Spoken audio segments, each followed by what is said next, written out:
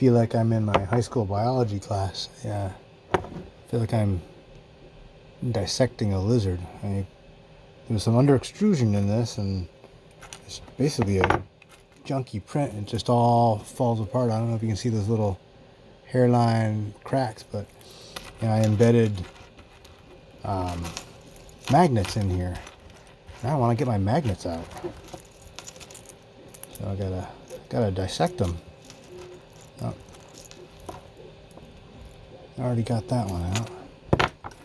Where's the magnet? There's one more magnet somewhere.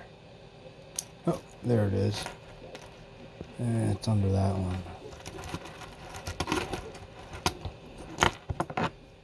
Let's hold that down.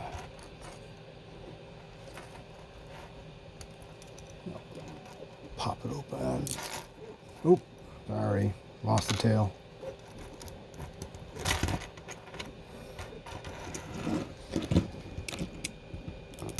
Oh, there we go. Oh, and look at that. It's like taking a bullet out of a corpse. There's the magnet.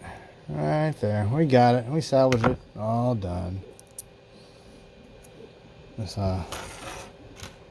little lizard really doesn't look too happy though. Que lástima.